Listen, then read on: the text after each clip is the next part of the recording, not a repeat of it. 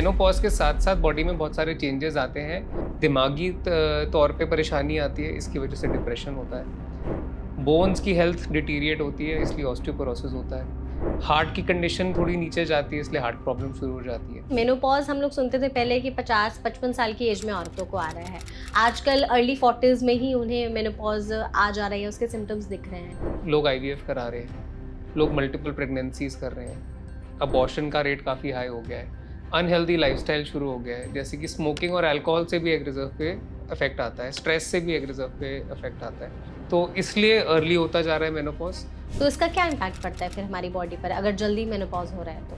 जल्दी मेनोपॉज हो रहा है तो बोन्स वीक हो रही हैं, हार्ट वीक हो रहा है, वजाइना में कैंसर के चांसेस बढ़ रहे हैं क्योंकि वहाँ बैक्टीरिया डिपॉजिट हो सकते हैं मेनोपॉज के बाद। हार्ट को इग्नोर करा, that can lead to heart failure. बहुत सारे लेडीज़ के साथ होता है कि 1 महीने पीरियड्स रेगुलर आए, फिर 2 महीने के लिए बंद हो गए, फिर 2 महीने लगातार आ रहे, फिर 3 महीने के लिए बंद हो जा रहे हैं। इरेगुलर हो जाएगी, जो ब्लीडिंग की क्वांटिटी है वो कम हो जाएगी। सब लोगों को पता चल जाएगा कि पीरियड्स अब नॉर्मल नहीं है।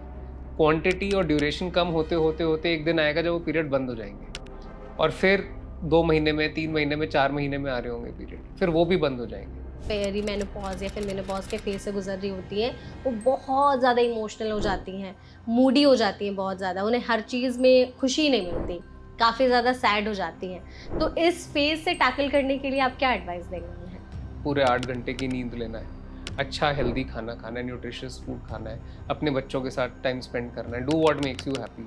और क्या क्या प्रॉब्लम्स होती हैं आफ्टर मेनोपॉज? वजाइनल ड्राइनेस हो जाती है, hot flushes, cardiac problems, bone weakness, depression, psychiatric disorders, anxiety disorders, and overall weight gain and diabetes, all these are interrelated. Perimenopause वाले फेज में ही कोई है तो कुछ टेस्ट करा लेने चाहिए for future? Complete blood count, liver function test, kidney function test, prothrombin time, vitamin D levels, calcium levels, magnesium levels, और साथ में HbA1c for diabetes, thyroid levels. ये कौन से साइंस है या रेड फ्लैग्स है जो हमें देखने चाहिए पेरी मेनोपॉज और मेनोपॉज वाले फेज में कि समझ में आ जाए this is not normal?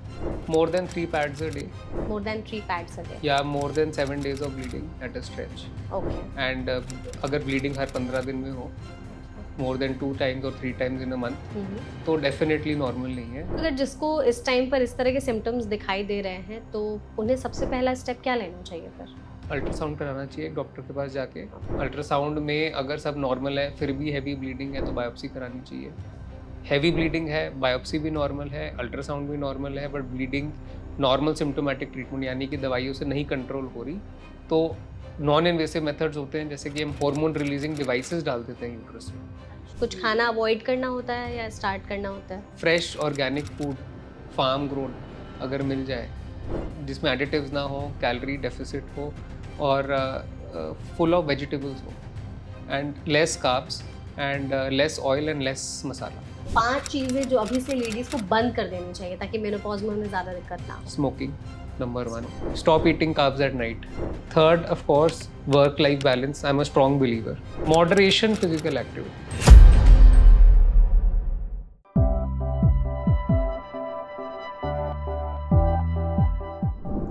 Menopause यानी कि पीरियड्स का रुक जाना, ये सिर्फ एक बायोलॉजिकल चेंज नहीं होता है बल्कि औरतों की लाइफ में मेंटली, फिजिकली और इमोशनली एक रोलर कोस्टर की तरह आता है जो उनकी लाइफ को 360 डिग्री चेंज करके रख देता है। इस फेज में hot flashes, mood swings, irritation, बहुत सारे इमोशंस होते हैं। लेकिन आखिर इसे टैकल किया क्यों जाए? मेनोपॉज होता क्यों है? इस दौरान सिम्टम्स क्या आते हैं? और आजकल अर्ली मेनोपॉज क्यों आ जा रहा है? इन सभी के बारे में विस्तार से जानने के लिए आज हमारे साथ इस सेशन में जुड़े हैं डॉक्टर मनन गुप्ता, जो कि चेयरमैन और HOD हैं, और इसके अलावा ऑब्स्टेट्रिशियन गायनेकोलॉजिस्ट है एलांटिस हेल्थ केयर न्यू दिल्ली में। तो उनका इस सेशन में तो सबसे पहले बहुत बहुत स्वागत है सर। Thank you. तो इस सेशन के जरिए विल ट्राई कि मेनोपॉज के बारे में हम ज़्यादा से ज़्यादा जानने की कोशिश करेंगे, क्योंकि सबसे पहले तो ये ऐसा टॉपिक है जिसके बारे में यूजुअली कोई बात नहीं करता, और बहुत सारे ऐसे मेल पार्टनर्स हैं जिनको पता ही नहीं होता कि मेनोपॉज होता क्या है। जब उनकी लेडीज़ आसपास के या फैमिली मेम्बर्स में मेनोपॉज के फेज से गुजर रही होती हैं तो जिस तरह के उनके बॉडी में चेंजेस आते हैं उन्हें समझ में नहीं आते कि आखिर ये सब उनके साथ क्यों हो रहा है। आप गायनेक हैं, ऑब्स्टेट्रिशियन हैं, तो आपके पास इस तरह के केसेस काफ़ी आते होंगे। तो सबसे पहले तो ये बताइए कि अगर मेनोपॉज से कोई गुजर रहा है तो उस दौरान उनकी मेंटल चीजें कैसे ज्यादा इम्पैक्ट पड़ती हैं, उसके बारे में थोड़ा बताइए। देखिए, जैसे ही किसी भी महिला की एज 42 क्रॉस करती है, she should be mentally prepared. उसको तैयार रहना चाहिए कि मेनोपॉज आ रहा है। मेनोपॉज मतलब पीरियड 1 साल के लिए बंद होना। सिर्फ 1 साल के लिए? जब तक 1 साल कंप्लीट नहीं होता, हम उसको साइंटिफिकली मेनोपॉज लेबल नहीं करते। तो 1 साल के लिए जब पीरियड बंद हो जाता है, उसको मेनोपॉज बोलते हैं। और मेनोपॉज के साथ साथ बॉडी में बहुत सारे चेंजेस आते हैं, क्योंकि मेनोपॉज के पीछे एक साइंस है।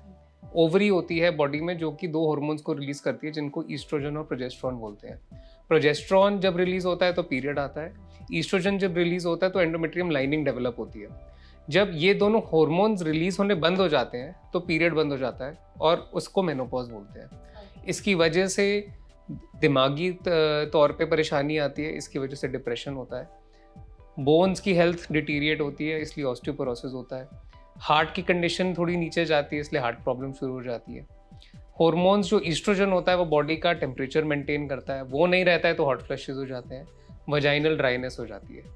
ये कॉमन सिम्टम्स हैं। कुछ सीरियस सिम्टम्स जैसे कि लिवर प्रॉब्लम्स, ब्रेन प्रॉब्लम्स और हार्ट प्रॉब्लम्स भी होती हैं मेनोपॉज के बाद। जैसे कि हम देखते हैं कि जितनी हार्ट प्रॉब्लम्स है अक्सर ओल्डर वुमेन में होती हैं, क्योंकि यंग वुमेन में ईस्ट्रोजन हार्ट हेल्थ और बोन हेल्थ का काफ़ी ध्यान रखते हैं। अच्छा, तो यानी कि जब तक पीरियड्स हो रहे होते हैं तब तक ये सारी चीज़ों का थोड़ा ध्यान रखा जाता है। हाँ, बॉडी नेचुरली ध्यान रख रही है। मेनोपॉज के बाद डॉक्टर्स को ध्यान रखना होता है और पेशेंट्स को अपना ध्यान खुद रखना होता है। एग्जैक्टली। हाँ। तो डॉक्टर ये बताइए, जैसे मेनोपॉज हम लोग सुनते थे पहले कि 50-55 साल की एज में औरतों को आ रहा है, आजकल अर्ली 40s में ही उन्हें मेनोपॉज आ जा रही है, उसके सिम्टम्स दिख रहे हैं, तो ये अर्ली मेनोपॉज क्यों आ रहा है?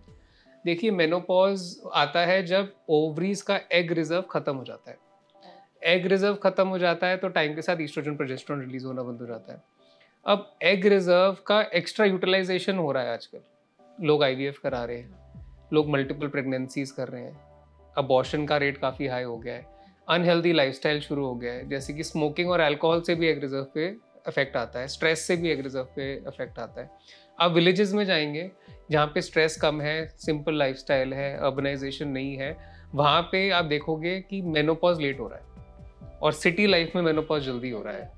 क्यों? क्योंकि ईस्ट्रोजन प्रोजेस्टेरॉन यहाँ पे जल्दी डिप्लीट हो रहा है, जिसके फैक्टर्स हमारे लाइफस्टाइल में है, हमारी डाइट है, हमारा स्ट्रेस लेवल है, you know, race to become rich is there in the cities.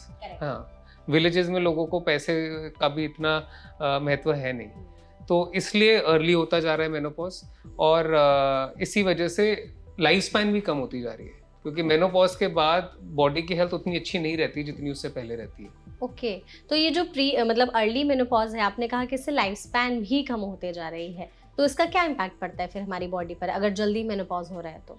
जल्दी मेनोपॉज हो रहा है तो बोन्स वीक हो रही हैं, हार्ट वीक हो रहा है, वजाइना में कैंसर के चांसेस बढ़ रहे हैं, क्योंकि वहाँ बैक्टीरिया डिपॉजिट हो सकते हैं मेनोपॉज के बाद।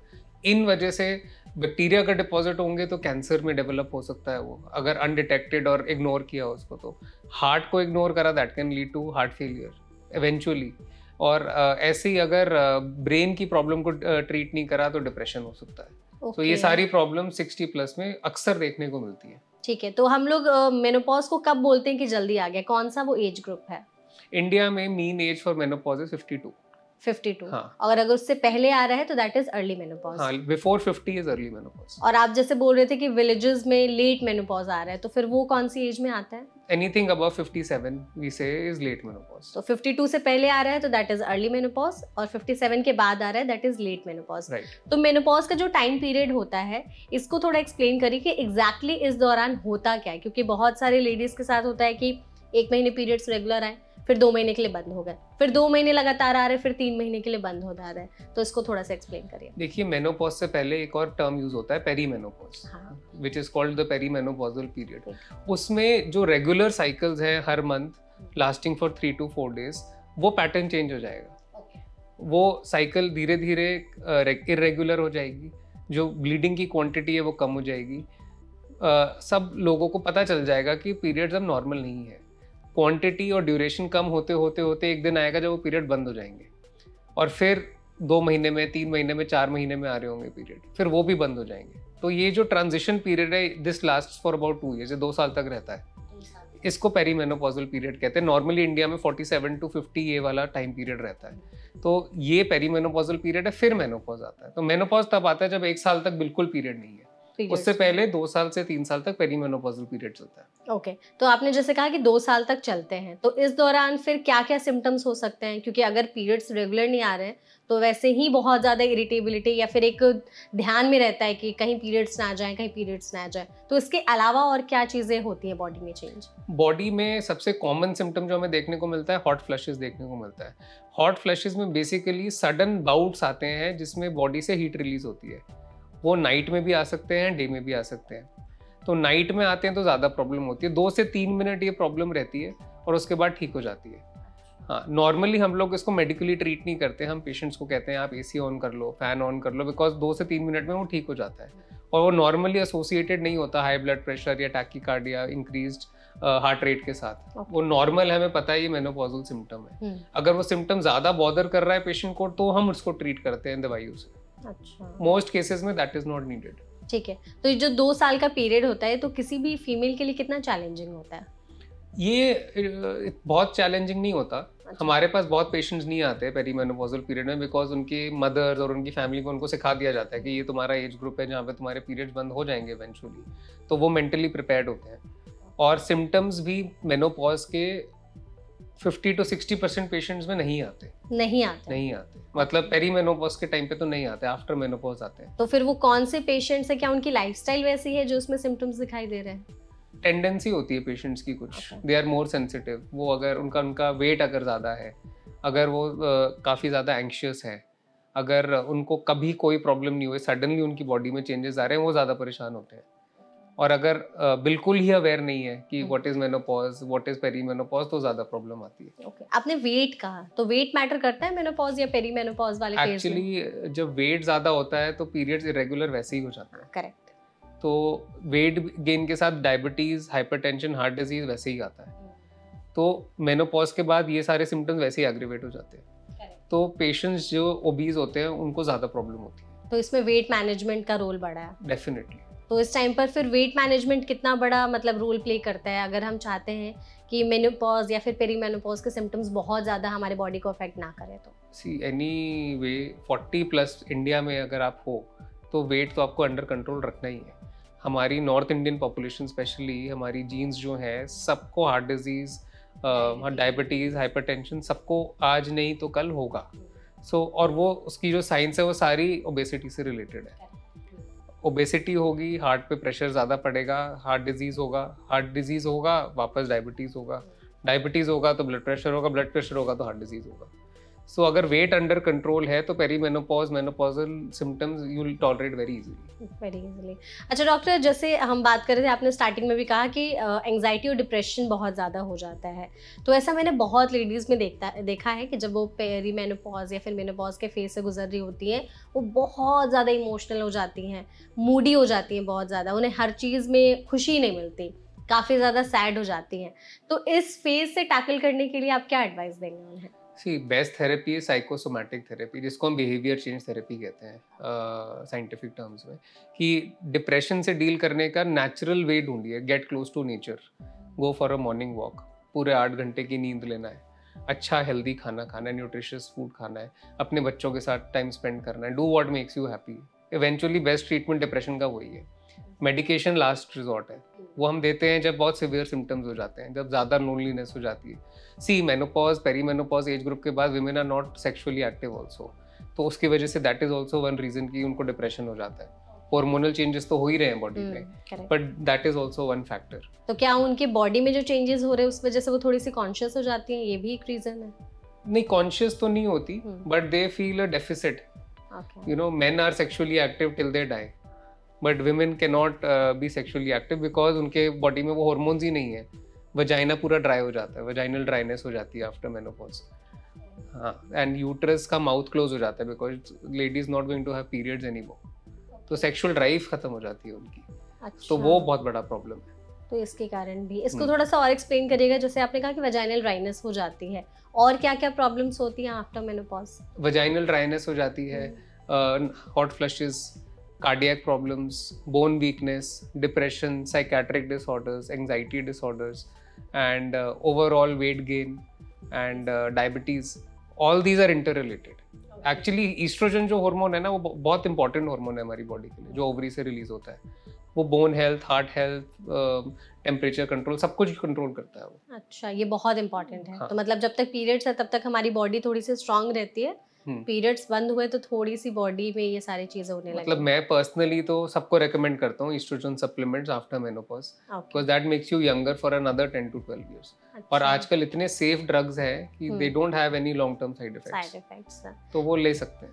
एग्जैक्टली। अच्छा डॉक्टर, ये बहुत कॉमन है कि जैसे आपके पीरियड्स खत्म होते हैं तो औरतों की हड्डियां बहुत कमजोर होने लगती है, जिसकी वजह से ओस्टियोपोरोसिस के चांसेस बढ़ जाते हैं। ऐसा क्यों होता है?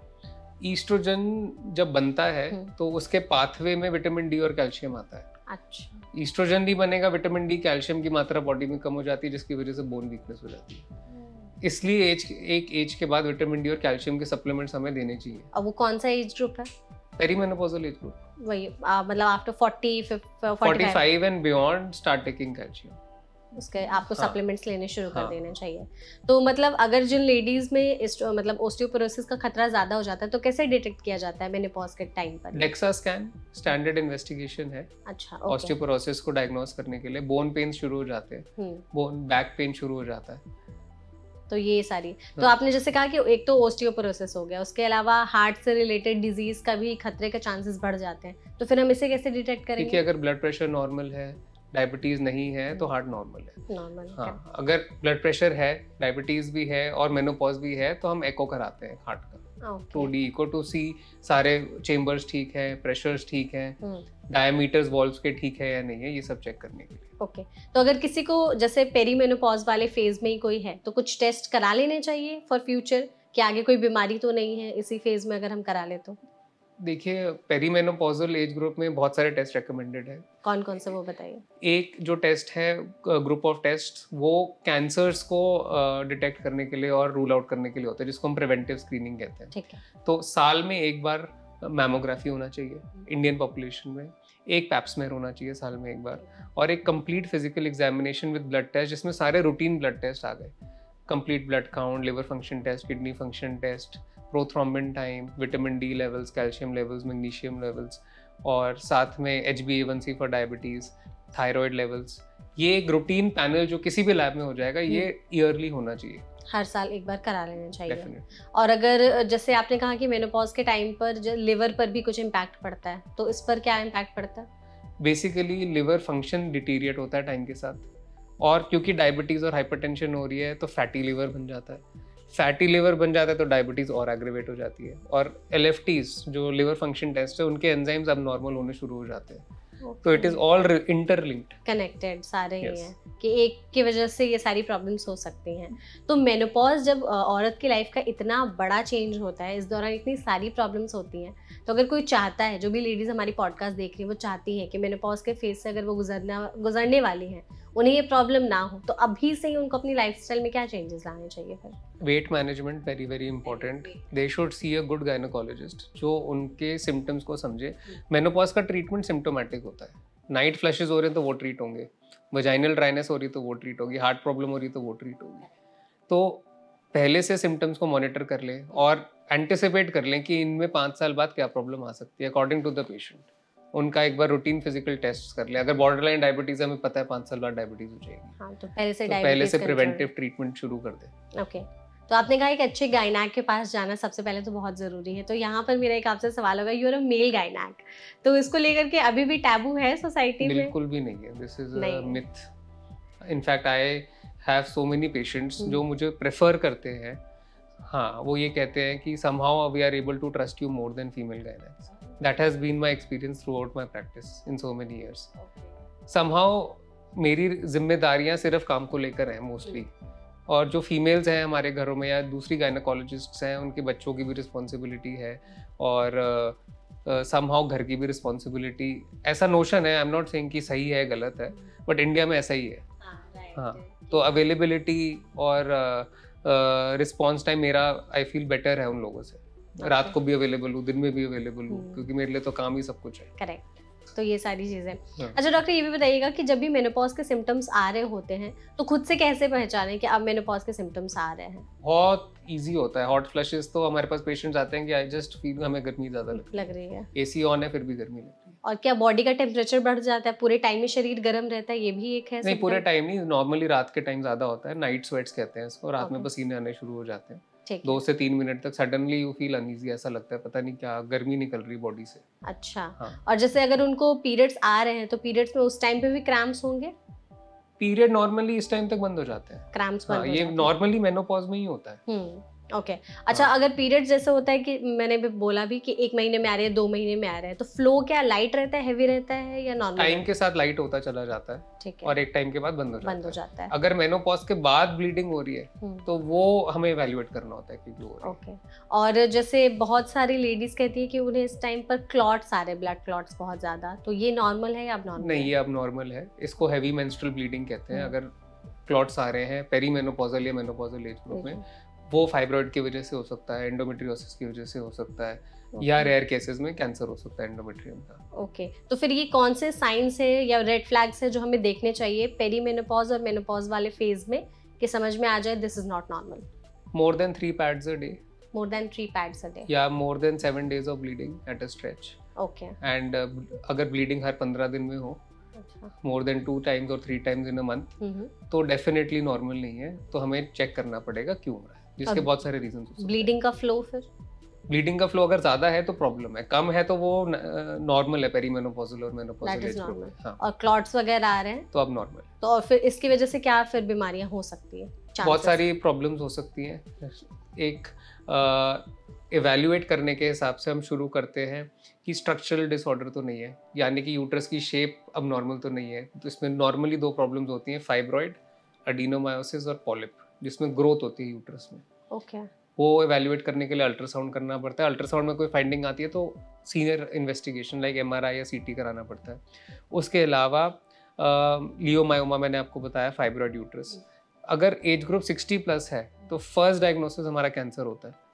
Endometrial cancer, cervical cancer, ovarian cancer, ये 3 मेजर कैंसर होते हैं हमारे रिप्रोडक्टिव सिस्टम के, जिसकी वजह से हैवी ब्लीडिंग हो सकती है। तो ओवेरियन कैंसर को डायग्नोस करने के लिए ट्यूमर मार्कर्स होते हैं, कुछ ब्लड टेस्ट कराए जाते हैं, कुछ केमिकल्स होते हैं जिनकी मात्रा ब्लड में बढ़ जाती है, तो वो ब्लड टेस्ट करके समझ आ जाता है। फाइब्रॉइड के लिए अल्ट्रासाउंड है, और एंडोमेट्रियल कैंसर के लिए एक बायोप्सी ली जाती है यूट्रस की। हाँ, लोकल एनेस्थीसिया दे के एक छोटा सा कैथेटर यूट्रस में डाला जाता है, उससे बायोप्सी लेके लैब में भेजी जाती है, उससे पता चल जाता है। प्लस आजकल कैंसर्स एंडोमेट्रियम के, ओवरी के नॉर्मली उन लोगों में होते हैं जिनके फैमिली में भी होते हैं, फैमिली हिस्ट्री वाले, फैमिली हिस्ट्री। और ब्रेस्ट और एंडोमेट्रियम रिलेटेड है अगेन, क्योंकि कुछ ऐसे रिसेप्टर्स होते हैं ब्रेस्ट में भी, एंडोमेट्रियम में भी, जिनके प्रेजेंस की वजह से कैंसर का प्रीडिस्पोजिशन ज़्यादा होता है। तो हम जेनेटिक टेस्ट कर लेते हैं उनमें कि अगर वो जीन्स पॉजिटिव हैं तो एंडोमेट्रियम कैंसर के चांसेस ज़्यादा हैं। तो अगर हैवी ब्लीडिंग है और वो जीन पॉजिटिव है तो फिर हम उसको उस अकॉर्डिंग ट्रीट करते हैं। ओके। तो डॉक्टर, अगर जिसको इस टाइम पर इस तरह के सिम्टम्स दिखाई दे रहे हैं तो उन्हें सबसे पहला स्टेप क्या लेना चाहिए फिर? अल्ट्रासाउंड कराना चाहिए डॉक्टर के पास जाके। अल्ट्रासाउंड में अगर सब नॉर्मल है फिर भी हैवी ब्लीडिंग है तो बायोप्सी करानी चाहिए। हैवी ब्लीडिंग है, बायोप्सी भी नॉर्मल है, अल्ट्रासाउंड भी नॉर्मल है, but bleeding normal symptomatic treatment यानी कि दवाइयों से नहीं कंट्रोल हो रही, तो नॉन इन्वेसिव मेथड्स होते हैं, जैसे कि हम हार्मोन रिलीजिंग डिवाइसेस डाल देते हैं यूट्रस में। मरीना कहते हैं जिसको, अगर आपने कॉपर टी सुना हो। कॉपर टी होता है जिसमें से ड्रग्स रिलीज नहीं हो रहे। एक ड्रग रिलीजिंग कॉपर टी होता है जिसको मरीना बोलते हैं, जो कि पेरीमेनोपॉजल और मेनोपॉजल एज ग्रुप में यूट्रस में चला जाता है और हॉर्मोन्स रिलीज करता है, मेनोपॉज को डिले कर देता है। और अगर एंडोमेट्रियल कैंसर डेवलप हो रहा है, प्री कैंसरस कंडीशन है, उसको भी ट्रीट कर देता है, वो है।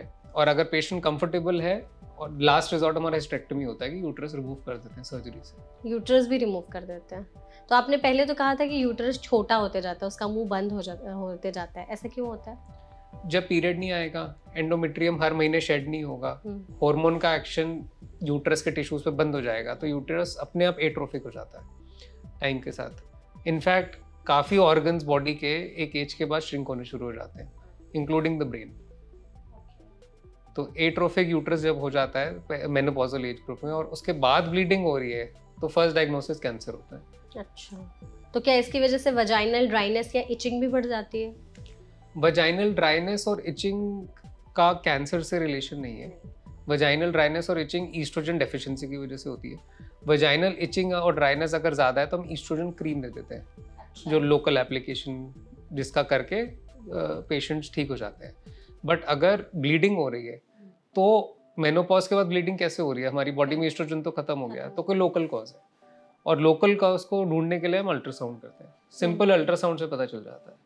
और आफ्टर मेनोपॉज जैसे आपने इतनी सारी बीमारियां बताई कि ये सारी चीज़ें होने के चांसेस है, इस तरह के सिम्टम्स दिखाई दे, तो आपने कहा जैसे वजाइनल ड्राइनेस, इचिंग बढ़ जाती है थोड़ी सी, या आप उसके लिए क्रीम वगैरह दे देते हैं, तो मेनोपॉज के बाद भी कुछ चेंजेस आते हैं बॉडी में, या इस तरह के कुछ प्रॉब्लम्स होती हैं लेडीज़ को? मेनोपॉज के बाद ही तो वजाइनल ड्राइनेस होती है। हाँ, मतलब उसके अलावा और कुछ? उसके अलावा वही जैसे मैंने बताया, bone weakness, heart problem, psychiatric problem. Psychiatric problems में क्या हो सकती है चीजें? डिप्रेशन काफी एग्रीवेट हो जाता है एक टाइम के बाद। हाँ, तो उसको ट्रीट करना बहुत इंपॉर्टेंट हो जाता है। वो ट्रीट हम लोग हार्मोन से भी कर सकते हैं, और साथ ही साथ साइकेट्रिक ट्रीटमेंट भी दे सकते हैं, जैसे कि एंटी डिप्रेसेंट्स भी दे सकते हैं उनको। हमारे कुछ ऐसे पेशेंट्स हैं जो 20-20 साल से एंटी डिप्रेसेंट्स खा रहे हैं। कोई साइड इफेक्ट्स नहीं है उनके? एडिक्शन एक साइड इफेक्ट होता है, बॉडी डिपेंडेंट हो जाती है उन साइड इफेक्ट्स, उन ड्रग्स पे। बट मेरे पर्सनल ओपिनियन में बहुत अच्छे ड्रग्स हैं। पेशेंट का ओवरऑल लाइफस्टाइल चेंज हो जाता है, जैसे ही वो दवाई खाते हैं वो सो जाते हैं। तो कुछ लोगों की आदत होती है 8 बजे शाम को पोस्ट डिनर वो खाते हैं, and they have been taking it for 20 years and they are very happy, क्योंकि वो खा के वो सो जाते हैं, फिर सुबह उठते हैं and they are working, they feel fresh. हाँ। तो अब अगर जैसे आपने कहा कि इस तरह की प्रॉब्लम्स होती हैं, तो कैसे कोई पहचाने कि ये प्रॉब्लम ज़्यादा बढ़ रही है? तो क्योंकि विद टाइम तो थोड़ी कम होती जानी चाहिए इन सब चीज़ों को। मेनोपॉज का भी तो एक फेज़ होगा जो ख़त्म हो जाएगा, तो कितने साल तक ये टिक सकते हैं जो सिम्टम्स आपने बताए हैं? देखिए, अगर हमने एक दवाई दी, उससे सिम्टम्स ट्रीट हो गए तो ठीक है, नहीं हो रहे तो हम दूसरी ऐड करते हैं, दूसरी से भी नहीं हो रहे तो 3 ऐड करते हैं। तो ये एक पैटर्न होता है, जो पेशेंट आपके पास बार बार आते जा रहा है। आपने उनको देखा, वो फिर आ गए 2 हफ्ते बाद कि I am not feeling better, फिर वो और 1 महीने बाद आ गया नॉट फीलिंग बेटर। तो ऐसे सिम्टम्स सिवियर होते जाते हैं। तो कितने, मतलब कौन सा आप टाइम ड्यूरेशन मानते हैं कि अब ये ज़्यादा हो रहा है? जैसे 2 महीने अगर तक एक्सट्रीम स्टेप्स हो गए, अगर बहुत ज़्यादा ऐसे सिम्टम्स आ गए कि they want to just run away, ऐसे भी आते हैं कुछ पेशेंट्स। रन अवे मतलब? I am fed up of my life, I don't feel good, they want to do something with their life. हाँ, मतलब दैट इज अ इंडिकेशन कि अब सीरियस हो गई है काफ़ी प्रॉब्लम। तो कभी-कभी एक्सट्रीम केसेस में हम एडमिट भी करते हैं पेशेंट्स। अच्छा। हाँ, उनको फिर हॉस्पिटल में थेरेपी देते हैं, behaviour change therapy, counselling sessions होते हैं, साइकोथेरेपी देते हैं। That is extreme cases. तो जैसे आप बोल रहे थे एक्सट्रीम केसेस में ट्रीटमेंट वगैरह थेरेपीज देते हैं, कौन-कौन से थेरेपीज है वो? बिहेवियर चेंज थेरेपी होती है। उनका पूरा लाइफस्टाइल एनालाइज करते हैं पहले, उसके बाद उनको स्पेसिफिक बिहेवियर्स हम लोग इंट्रोड्यूस करते हैं जिससे वो डिप्रेशन से बाहर निकल जाए। जैसे कि उनको नेचर की वॉक्स पे लेके जाते हैं, उनको म्यूज़िक क्लासेस ज्वाइन कराते हैं, उनको डांस क्लासेस हमारे हॉस्पिटल में ही होती थी। अच्छा। हाँ, वार्ड बना हुआ था, साइकेट्रिक वार्ड अलग से, वहाँ पे जाके उनको एंटरटेन करना, उनका ईटिंग हैबिट्स चेंज करना, स्लीपिंग पैटर्न चेंज करना, योगा एंड उनको सुबह उठाना, सुबह 5 o'clock उठा के एक्सरसाइज इनकरेज करते थे, मॉर्निंग वॉक पे लेके जाते थे। तो ये early to bed. Phone addiction, dopamine addiction कहते हैं हम जिसको, वो कम करा था काफ़ी। तो ये सारी चीज़ें डिप्रेशन का ट्रीटमेंट है। ओके। तो जैसे आपने कहा कि आप इतनी सारी चीज़ें करते हैं, तो इसमें 2-3 चीज़ें, आपने डाइट की भी बात की, तो इस टाइम पर डाइट में भी थोड़े चेंजेस करने होते हैं? कुछ खाना अवॉइड करना होता है या स्टार्ट करना होता है? एक टाइम के बाद बॉडी को न्यूट्रिशन की रिक्वायरमेंट ज़्यादा है और कैलोरीज की रिक्वायरमेंट कम है, तो हम इनकरेज करते हैं कि नेचुरल फूड्स वो खाएं। नेचुरल फूड्स में डाइट पूरी प्लान होती है उनकी, 2 मील्स अ डे। बस 2? बस 2। okay. हाँ, एक लेट ब्रेकफास्ट और अर्ली डिनर। हम इनकरेज करते हैं कि रात को लेट वो कुछ ना खाएं, बिकॉज उससे स्लीप पैटर्न डिस्टर्ब हो जाता है और गैस्ट्रिक इश्यूज हो जाते हैं। और सुबह योगा कराते हैं अगेन, जिससे उनका गैस्ट्रिक प्रॉब्लम कुछ भी ना हो। और अगर somebody wants to live over 100, तो ये जो डाइट है, this is the most important. Fresh organic food, farm grown अगर मिल जाए, जिसमें एडिटिव्स ना हो, कैलोरी डेफिसिट हो, और फुल ऑफ वेजिटेबल्स हो, and less carbs and less oil and less masala in Indian diet. अच्छा, तो आपने जैसे कहा कि एज जो चाहते हैं कि वो 100+ जिए, और स्टार्ट में भी आपने बोला था कि मेनोपॉज किस टाइम पर आ रहा है वो एज के साथ बहुत मैटर करता है। अगर जल्दी आ गया मेनोपॉज तो फिर आपके चांसेस कम हैं, आपकी एज ड्यूरेशन कम हो जाएगी। लेट आया तो जितनी है उतनी बढ़ी रहेगी। इसको थोड़ा सा एक्सप्लेन करिएगा कि ये कैसे डिपेंडेंट है कि मेनोपॉज किस टाइम पे आ रहा है तो आप कितने साल तक जिंदा रहेंगे। देखिए, ईस्ट्रोजन हमें समझना पड़ेगा इस चीज़ के लिए। ईस्ट्रोजन एक ओवरी से निकलने वाला हार्मोन है। ठीक है। वो बॉडी के ऑलमोस्ट हर वाइटल ऑर्गन पे एक्ट करता है, heart, brain, liver, kidneys and bones, right. तो और ओवरी का जो फंक्शन है वो हमारा प्यूबर्टी पे शुरू होता है, जब पीरियड आना शुरू होता है at 12 years 13 years of age, और वो तब तक रहेगा जब तक ओवरी में एग्स रहेंगे। Women have limited number of eggs, men have unlimited number of sperms. Women का लिमिटेड है, हर महीने एक एग रिलीज होगा। अब वो एग का जो नंबर है वो हर महीने रिलीज हो रहा है, दैट इज वन। अगर आईवीएफ करा लिया किसी ने तो वो एक ही महीने में 8 से 10 एग्स रिलीज हो जाते हैं हार्मोन्स की वजह से। किसी का स्ट्रेस लेवल हाई है तो वो एग्स डिप्लीट हो जाते हैं। अच्छा। तो जब तक एग्स हैं तब तक ईस्ट्रोजन है, तब तक लाइफ स्पैन लंबा है। एग्स कम हो गए, ईस्ट्रोजन कम हो गया तो लाइफ स्पैन कम हो गया, बिकॉज ईस्ट्रोजन सारे वाइटल ऑर्गन्स पे एक्ट कर रहा है। तो इसलिए अगर अर्ली मेनोपॉज आ रहा है तो लाइफ स्पैन भी कम हो रहा है, और लेट मेनोपॉज आ रहा है तो यू आर हेल्दियर, क्योंकि नेचुरली तो कभी ना कभी डिप्लीट होना ही है। हाँ, करेक्ट, क्योंकि अनलिमिटेड सप्लाई नहीं दी है गॉड ने। तो डॉक्टर, क्या मेनोपॉज का हमारे स्किन और हेयर पर भी कुछ इफेक्ट पड़ता है? स्किन पे इफेक्ट पड़ता है, ईस्ट्रोजन रिसेप्टर स्किन पे भी होते हैं। तो एंटी एजिंग ट्रीटमेंट हम रेकमेंड करते हैं नॉर्मली पोस्ट मेनोपॉजल वुमेन को, बिकॉज सैगिंग हो जाती है स्किन की, और स्किन में एक हार्मोन होता है जिसको कोलेजन बोलते हैं। तो कोलेजन का जो सिंथेसिस है वो मेनोपॉज के बाद कम होता चला जाता है। अच्छा। वो भी ईस्ट्रोजन से रिलेटेड है। तो तभी आजकल एक एंटी एजिंग ड्रग, अगर आपने सुना हो, नैट सेल काफी कॉमन हो गया है। नैट सेल एंटीऑक्सीडेंट है जिसकी वजह से स्किन की ग्लो और स्किन में कोलेजन सिंथेसिस मेनोपॉज के बाद भी उतना ही बना रहता है जितना यंग एज में होता है। ओके। और हेयर पर कोई असर? हेयर फॉल भी again it is related to these hormones, तो हेयर फॉल भी बढ़ जाता है मेनोपॉज के बाद। ठीक है। तो ओवरऑल हमारी बॉडी में काफ़ी सारे चेंजेस होते हैं। अच्छा, ये हार्मोनल रिप्लेसमेंट थेरेपी भी कुछ काम करती है इस दौरान पर? अब ट्रीटमेंट जो होता है मेनोपॉज का, उसमें एसेंशियली ईस्ट्रोजन और प्रोजेस्टेरोन जो खत्म हो गया है हम वो बाहर से देंगे। अच्छा, तो ऐसा हो सकता है, दैट इज पॉसिबल। हाँ, तो वही ट्रीटमेंट है मेनोपॉज का, तो उसको HRT बोलते हैं, हार्मोन रिप्लेसमेंट थेरेपी। तो कॉम्बिनेशन ड्रग्स होते हैं, ईस्ट्रोजन प्रोजेस्टेरोन का कॉम्बिनेशन होता है। ईस्ट्रोजन सारे वाइटल ऑर्गन्स पे एक्ट करता है, उनको हेल्दी रखता है, यंग रखता है। प्रोजेस्टेरोन पीरियड को डिले करता है, जो पीरियड आपका बंद होने वाला है वो पीरियड 60+ तक भी कैरी ऑन हो जाता है अगर आप HRT ले रहे हो तो। अच्छा। In fact as an IVF specialist हमारे पास मेनोपॉजल लेडीज आई हैं जिनको बच्चा करना है। हाँ, करेक्ट। तो उनको भी प्रेगनेंसी आ जाती है हार्मोन रिप्लेसमेंट थेरेपी देके। अच्छा, ऐसा भी होता है? हाँ, ऐसा। तो इसके कोई साइड इफेक्ट्स नहीं है? इसके लॉन्ग टर्म साइड इफेक्ट जरूर होते हैं। अगर 5 साल से अधिक आप ले रहे हो तो लिवर पे स्पेशली बहुत साइड इफेक्ट्स होते हैं। हेपेटोटॉक्सिक होता है ये, लिवर एंजाइम्स डीरेंज हो जाते हैं अगर हम लंबा ले रहे हैं उसको। तो इससे लिवर पर फिर क्या इम्पैक्ट? हम लोग 6-6 महीने में लिवर का टेस्ट करते रहते हैं। ओके। और अगर लिवर का टेस्ट अब नॉर्मल आना शुरू होता है तो हम बंद कर देते हैं HRT। तो ये मतलब किस फॉर्म में दी जाती है ये? टैबलेट के फॉर्म में रोज एक गोली खानी होती है। ओके। हाँ, 21 डेज महीने में खानी होती है, फिर 9 दिन स्किप करनी होती है। तो क्या हर लेडीज को ये कराना चाहिए, या फिर जिनके मतलब बॉडी में कुछ चेंजेस है या जिनको कुछ रिक्वायरमेंट है उन्हें ही ये थेरेपी लेनी चाहिए? सी, अगर किसी का अर्ली मेनोपॉज हो गया तो उसको लेनी चाहिए। यू एडवाइस की लेनी चाहिए? हाँ, डेफिनेटली। ठीक है। तो अगर उन्हें कोई प्रॉब्लम नहीं हो रही है अर्ली मेनोपॉज के बाद भी, दे आर फाइन, तो फिर भी लेनी चाहिए? अर्ली एजिंग हो रही है ना। हाँ, अर्ली एजिंग हो रही है। Body is aging before it should age. जैसे हम लोग हिस्टेक्टमी भी करते हैं, यूट्रस रिमूवल करते हैं पेशेंट्स का, अगर यूट्रस में कोई प्रॉब्लम है। बहुत पेशेंट्स बोलते हैं अब सर्जरी कर ही रही हो तो ओवरी भी निकाल दो, बच्चे तो हो गए हमारे, बड़े बड़े हो गए। तो फिर हम उनको समझाते हैं कि ओवरी बहुत इंपॉर्टेंट है, क्योंकि ये आपकी एज को 75-80 तक लेके जाएगी। अगर हमने ओवरी निकाल दी तो आप वही आपकी 70 ईयर्स की एज 55 पे हो जाएगी। अच्छा, मतलब ऑलमोस्ट आपने 15-20 साल कम हो जाएंगे। तो ये हमने देखा है अपनी प्रैक्टिस में कि ओवरी बहुत इंपॉर्टेंट है, क्योंकि उसी से ईस्ट्रोजन रिलीज हो रहा है और उसी से आपका सारे वाइटल ऑर्गन्स हेल्दी हैं। तो यूटेरस रिमूव करने की क्यों जरूरत पड़ती है मेनोपॉज में फिर? यूट्रस रिमूव करने के बहुत सारे रीजंस हो सकते हैं। बहुत सारे पेशेंट्स को फाइब्रॉइड्स होते हैं बड़े बड़े, जिसकी वजह से क्लॉट्स पास होते हैं, हैवी ब्लीडिंग होती है। अच्छा। हैवी ब्लीडिंग की वजह से ब्लड की मात्रा कम हो जाती है, और ब्लड की मात्रा कम होने की वजह से और प्रॉब्लम्स होती हैं। तो हम इसलिए यूट्रस रिमूवल एडवाइस करते हैं उन पेशेंट्स को जिनके फाइब्रॉइड्स बड़े हैं और जिनकी फैमिली कंप्लीट है। ओके। वो हेल्दीएस्ट ऑप्शन है।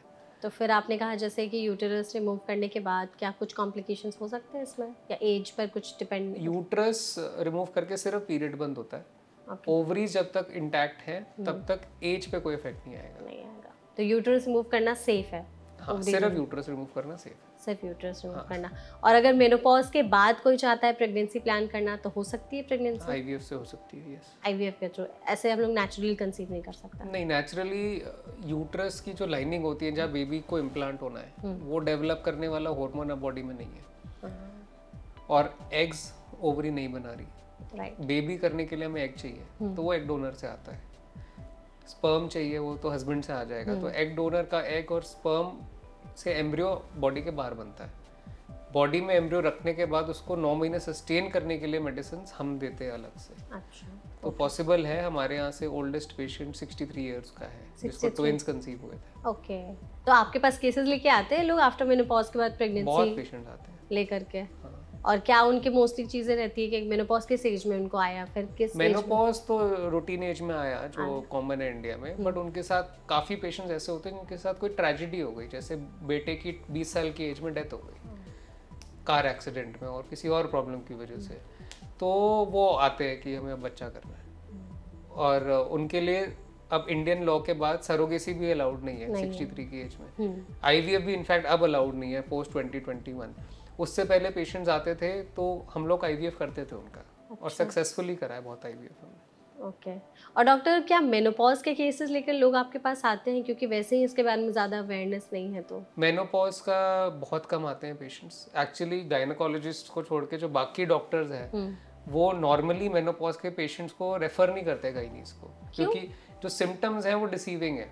अगर ब्लड प्रेशर हाई हो गया, हार्ट प्रॉब्लम हो गई, तो कार्डियोलॉजिस्ट के पास जाता है पेशेंट। हाँ। वो ये नहीं सोचता कि शायद इस लेडी को मेनोपॉजल सिम्टम्स हो रहे हैं और ईस्ट्रोजन थेरेपी से ही ट्रीट हो जाएगा। करेक्ट। वो कार्डियोलॉजिस्ट अपना ट्रीटमेंट करता है, ब्लड प्रेशर का डॉक्टर अपना, डायबिटीज का अपना, ऐसे ही लिवर का अपना। हमारे पास नॉर्मली बहुत बेसिक सिम्टम्स के लिए पेशेंट्स आ जाते हैं कि वजाइनल ड्राइनेस हो रही है, तो हम ईस्ट्रोजन क्रीम लिख के भेज देते हैं। बट ओवरऑल ये सारा इंटरलिंक्ड है, और इसके बारे में अवेयरनेस इंडियन डॉक्टर्स में भी कम है, पेशेंट्स में भी कम है, पॉपुलेशन में भी कम है। करेक्ट। उसके बारे में लोग जानते ही नहीं। आई थिंक मेनोपॉज टर्म के बारे में लोग बहुत ज़्यादा नहीं जानते, तो होता क्या है ये तो ये बहुत दूर की बात है। करेक्ट। बट डॉक्टर, जैसे मेनोपॉज जैसी इतनी इंपॉर्टेंट चीज़ के बारे में जानना बहुत ज़रूरी है लोगों को, तो बीइंग अ गायनेक आप लोगों को क्या एडवाइस देना चाहेंगे या क्या मैसेज देना चाहेंगे कि ये कितना इंपॉर्टेंट है इसके बारे में जानना?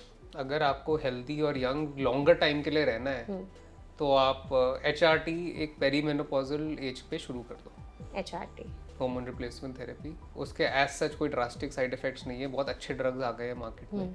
ऐसे भी बहुत ड्रग्स है जो इंडिया में अवेलेबल नहीं है, फॉरेन मार्केट्स में अवेलेबल हैं, जो हम इंपोर्ट कर सकते हैं, which are even better than Indian market drugs.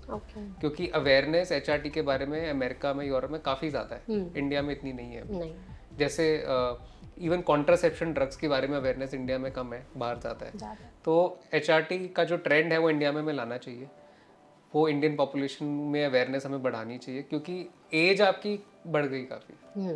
जो पेरीमेनोपॉजल एज ग्रुप 45-47 पे आ रहा है वही 60 पे आएगा, और जो मेनोपॉज है वो 65 पे आएगा, जो कि इंडिया में 52 पे आ रहा है। 52 पे तो it can do wonders for your lifestyle. Exactly. तो फिर इतना डिफरेंस बाहर के कंट्री से इंडिया में क्यों है? इंडिया पीछे चल रहा है। साइंस एडवांस्ड है, वो हमसे आगे हैं। जो ड्रग्स इंडिया में 10 साल बाद आए हैं वो वहाँ पे पहले से चल रहे हैं। आप जैसे वो ज़ेम्पिक और रिबेल्सस ही देख रहे हो, आजकल वेट लॉस ड्रग कितना पॉपुलर हो गया है। अब पॉपुलर हो गया, बट यूएस में तो 5 साल से ले रहे हैं लोग। चल रहा है। करेक्ट। उनके इतने बड़े बड़े स्टडीज आ गए हैं जिसमें रेयर साइड इफेक्ट्स भी बाहर निकल के आ रहे हैं। अच्छा। इंडिया में तो लॉन्च ऑफिशियली अभी हुआ है। राइट। तो इसके बारे में अवेयरनेस काफ़ी ज़्यादा कम है। तो अगर आप बताना चाहें ऐसी 5 चीज़ें जो लेडीज़ अभी से ही अपनी लाइफस्टाइल में शुरू कर दें कि उन्हें पेरीमेनोपॉज या मेनोपॉज वाले फेज़ में ज़्यादा दिक्कतें ना फेस करनी पड़े, तो क्या शुरू कर देना चाहिए? एक तो वेट अंडर कंट्रोल होना चाहिए, नॉर्मल BMI होना चाहिए। लॉट ऑफ पेशेंट्स ऐसे होते हैं जो कहते हैं मेरा वेट कम नहीं हो रहा है, या मुझे पता ही नहीं मुझे कितना कम करना है, या क्या टारगेट वेट होना चाहिए। तो उनके लिए मेरा एडवाइस है आप BMI कैलकुलेट करो अपना, बॉडी मास इंडेक्स कैलकुलेट करो, वो 18 to 25 नॉर्मल रेंज होती है, टारगेट आप 25 ही रखो। ठीक है। हाँ, 25 के हिसाब से अपना नॉर्मल बॉडी वेट कैलकुलेट कर लो, उससे कम कर लो बेटा, उससे कम कर लो। हाँ, ताकि आप नॉर्मल BMI रेंज में आ जाओ। करेक्ट। दूसरा, जितने भी कैंसर्स हैं, ब्रेस्ट कैंसर, इंडिया में breast cancer, ovarian cancer, endometrial cancer, cervical cancer, अच्छा, 4 कैंसर हैं जो कॉमन है। लेडीज इनकी स्क्रीनिंग आप 1 साल में एक बार करा लो। ठीक है। बहुत सिंपल स्क्रीनिंग टेस्ट अवेलेबल है, पैप्समेयर अवेलेबल है, अल्ट्रासाउंड अवेलेबल है, मैमोग्राम अवेलेबल है, वो करा लो।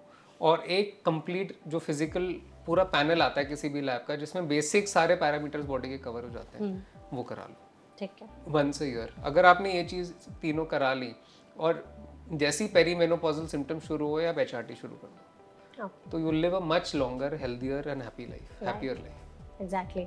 और वो 5 चीजें जो अभी से लेडीज को बंद कर देनी चाहिए ताकि मेनोपॉज में उन्हें ज्यादा दिक्कत ना हो। स्मोकिंग नंबर 1, ऑल्दो इंडिया में ट्रेंड कम है लेडीज का स्मोकिंग का, बट स्टिल वो बढ़ ही रहा है, वो बढ़ रहा है, and it is really bad for you, specially for reproductive system. लोगों को लगता है सिर्फ लंग्स इफेक्ट हो रही है, ऐसा नहीं है, ओवेरियन रिजर्व भी इफेक्ट हो रहा है स्मोकिंग से, हॉट फ्लैशेस बढ़ जाते हैं स्मोकिंग की वजह से। अगर हमारे पास कोई ओल्ड लेडी विद स्मोकिंग आती है तो हॉट फ्लैशेस होता ही है उसको। अच्छा। तो सबसे पहले हम उसको इनकरेज करते हैं कि स्मोकिंग एटलीस्ट आप रात को मत करो, बिकॉज उनको लीव करने का एडवाइस देना तो यूजलेस होता है। हाँ।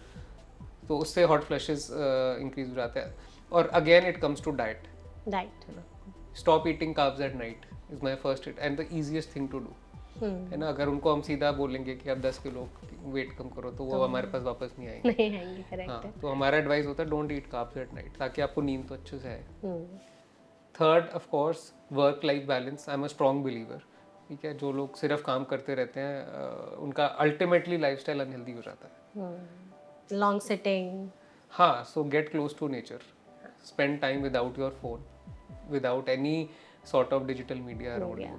थोड़ी सी फिजिकल एक्टिविटी भी उससे बढ़ जाएगी। Moderation physical activity that is required. World के ऐसे एरियाज को अगर हम स्टडी करें जहाँ पे लॉन्गेस्ट लाइफ स्पैन है, वो mild to moderate physical activity and less food, ये 2 प्रिंसिपल्स फॉलो करते हैं। ओके। तो ये सारी चीज़ें का ध्यान रखेंगे तो मेनोपॉज के टाइम पर ज़्यादा कॉम्प्लिकेशंस नहीं होंगे उन्हें, उनको पता ही नहीं चलेगा मेनोपॉज आया है। एग्जैक्टली। तो अगर पीरियड्स मतलब कौन से फिर टाइम पर पीरियड्स बंद हो जाएं उसके बाद नहीं आएंगे तो उसको नॉर्मल कंसिडर किया जाता है? above 52 मैंने एज बताई थी। तो आपने कहा जैसे 1-2 साल तक ये चीजें चलेंगी कि आ रहे हैं पीरियड्स, जा रहे हैं। पेरीमेनोपॉजल एज ग्रुप में irregular cycles, decrease flow, long periods without periods, you know, ये सब चीजें शुरू हो जाती हैं पेरीमेनोपॉजल एज में। उसके बाद फिर एक ही बार बंद, तो फिर खत्म। बंद अगर 1 साल के लिए हो गया तो हम उसको मेनोपॉज टर्म दे देते हैं। तो उसके बाद फिर खत्म, उसके बाद नहीं आएंगे फिर। ओके। तो आई थिंक इस सेशन के जरिए हमने मेनोपॉज पर काफ़ी अच्छे तरीके से बात कर ली। आप एक फाइनल मैसेज हमारी ऑडियंस को देना चाहें इस टॉपिक से रिलेटेड जाने से पहले? आपकी हेल्थ सबसे ज़्यादा ज़रूरी है, टाइमली उस पर इनफ अटेंशन पे कीजिए, specially when you cross 40 in India. Diabetes, heart disease, blood pressure एक ऐसी बीमारी है जो बॉडी को अंदर से बिल्कुल ख़त्म कर देती है। साइलेंट किलर्स कहते हैं हम इनको। तो इनको ट्रीट भी करा जा सकता है, कंट्रोल भी करा जा सकता है, बिकॉज ये लाइफस्टाइल डिजीज़ेज़ हैं। और आज का जो डिस्कशन था मेनोपॉज पे, बहुत ही इंपॉर्टेंट टॉपिक है, इसको सीरियसली लेना है। और पेरीमेनोपॉजल एज ग्रुप में अपने गायनोकोलॉजिस्ट को कंसल्ट करके HRT शुरू कीजिए। और कोई भी सिम्टम आपके बॉडी अगर आपको दे, कोई भी साइन दे, तो उसको इग्नोर मत कीजिए। आज की डेट में साइंस बहुत एडवांस कर चुकी है और आप 100 ईयर्स तक जी सकते हो। एग्जैक्टली। तो अगर आप भी चाहते हैं 100 ईयर्स तक जीने का फॉर्मूला सर ने आपको बता दिया है, और कौन कौन सी चीज़ों का आपको ध्यान रखना है, किन चीज़ों को आज से ही बंद कर देना है, लाइफस्टाइल में क्या चेंजेस लाने हैं, उन सभी के बारे में इस सेशन के जरिए डॉक्टर ने बहुत ही ब्यूटीफुली एक्सप्लेन किया है। आई होप आपने इस सेशन को एंजॉय किया होगा। Absolutely. Thank you so much doctor, आप इस सेशन में हमारे साथ जुड़े। And thank you so much audience, आप चाहते हैं ऐसे टॉपिक्स हम आपके लिए और भी लाते रहें तो प्लीज़ हमारे चैनल को सब्सक्राइब ज़रूर करिएगा। इस सेशन से रिलेटेड अगर आपके मन में और भी सवाल हैं तो कमेंट सेक्शन में आप अपना सवाल पूछ सकते हैं। ये सेशन आपको कैसा लगा इसका आप फीडबैक भी दे सकते हैं। वीडियो को शेयर ज़रूर करिएगा, लाइक ज़रूर करिएगा, और उन लेडीज़ तक शेयर ज़रूर करिएगा जो इस टाइम पर पेरीमेनोपॉज और मेनोपॉज के फेज से गुजर रही हैं, क्योंकि उनके लिए ये वीडियो बहुत ज़्यादा इन्फॉर्मेटिव होने वाली है। Thank you so much.